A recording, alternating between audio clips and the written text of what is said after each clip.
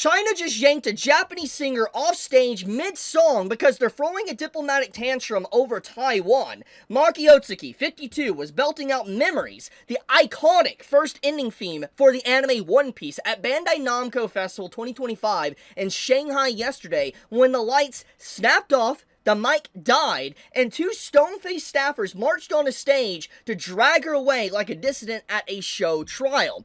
And this is the actual footage of this happening. This is her singing mid-song. Mic cuts out, lights cut off, and the audience is in shock. They're like, what's going on here? They have their lights waving, and then lights come on, staffers rush on a stage, and they're like, you gotta get out of here. We cannot allow any Japanese content to be distributed or sung in China.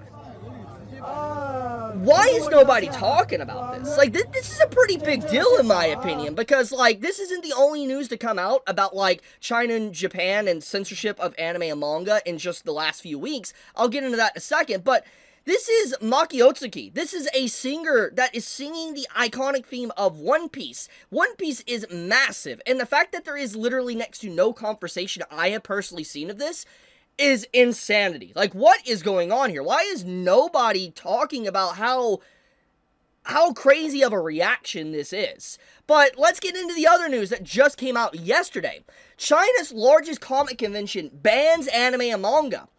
China's largest comic convention, COMICUP, has effectively banned Japanese anime and manga from its upcoming event after organizers announced a sudden shift to a new Chinese-style-only format. The decision was announced on December 19th, just days before the convention is scheduled to take place on December 27th, 28th in Hangzhou, Province. Organizers said all exhibits that do not align with the new theme will be removed. The ban, which comes amidst rising political tensions between China and Japan, has prompted widespread exhibitor cancellations and raised concerns over a sharp drop in attendance. COMICUP is held twice a year, is considered the largest doujinshi and fan creation marketplace in China. The event traditionally features fan works, merchandise, and cosplay tied to both Chinese and foreign properties, with Japanese anime and manga forming a significant portion of its content. In their statement, the organization committee said the change was made after a comprehensive consideration of the current social environment and cultural responsibility. Although organizers have stated the exhibitors are responsible for judging whether their content complies with the new rules, unverified information circulating on Chinese social media suggests stricter enforcement on the ground. Posts claim that cosplayers portraying non-Japanese IP characters may be denied entry and that the staff will conduct inspections inside the venue to ensure compliance.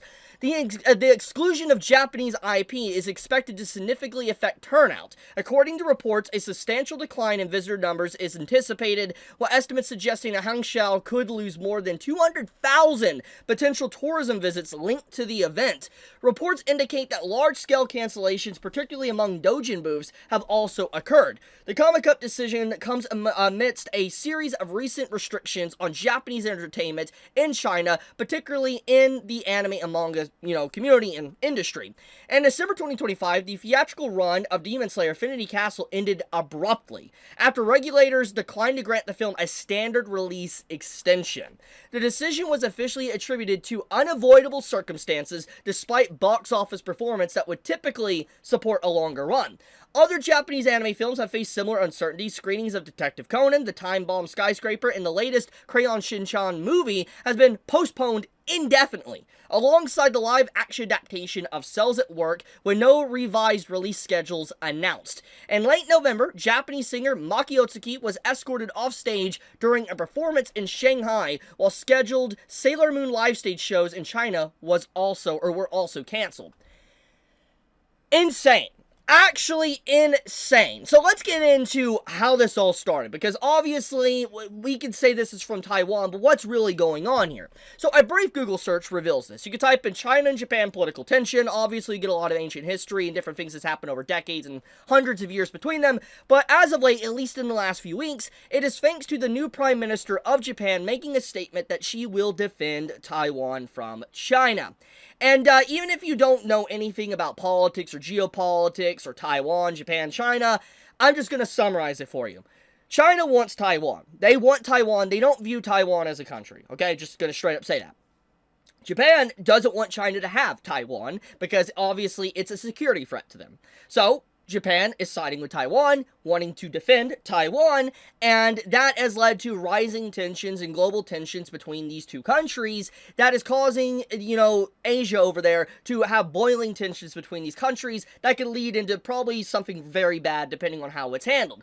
But the big point here is that the recent censorship, bans, and cancellation of anime and manga content or content from Japan is because of this. Well, of what the Prime Minister said, wanting to take a stand for Taiwan and defend the country from China. And you can see a lot of articles, like for instance, the Japan Times even talking about this. They talk about the situation with China and Japan and Taiwan and stuff, and how this is leading to a lot of blanket bans or removals of anime and manga content or Japanese content in general from China.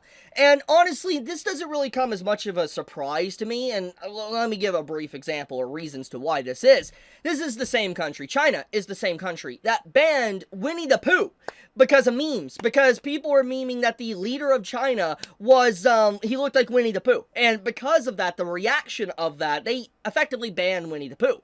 And this isn't the only example. You have, for instance, My Hero Academia that faced a lot of backlash years ago. I forget what year it was like in the early 2020s, maybe in the late 2010s, but pretty much there was a chapter of My Hero Academia that came out that China did not like, and it caused basically all of My Hero Academia's manga to get banned from their country. And there's other examples and other stuff that's been banned in China, like different anime and manga content over the years, or different reactions that they have to certain content. And so this is not really a surprise. China's always been gung-ho on censorship and banning things, and so when you have Japan want to step in and defend a country like this that China thinks they legally owe, and they don't recognize Taiwan as a country, it makes sense why they would do something like this. Is it right? No, but, it's just crazy that there's not a lot of people in the anime and manga community that is currently talking about this, especially this situation here with the singer, Mari Otsuki, that was dragged off a stage. Like, this is...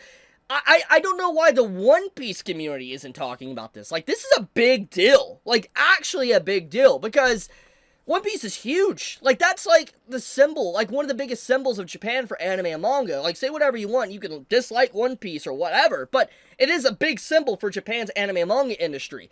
And the fact that you have a song that was being sung, like One Piece, and then dragged off the stage like that, I don't know why people aren't talking about this. Maybe the Japanese community and everybody's talking about this, but at least in the West, I have seen next to zero conversation about this, which is absolutely wild to me.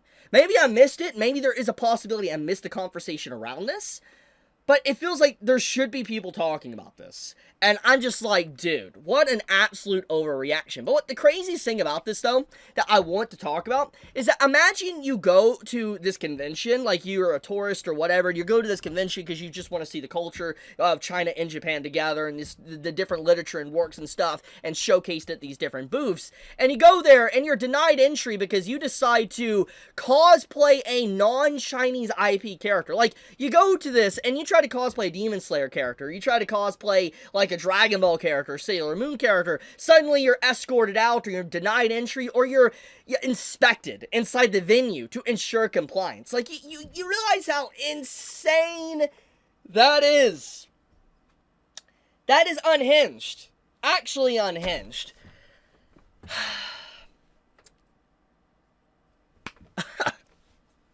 Like, oh my goodness. The craziest thing is the cancellation of the Demon Slayer stuff, too. Because, like, for those that are out of the loop, Demon Slayer was selling crazy. Like hotcakes in China. Like, doing very well.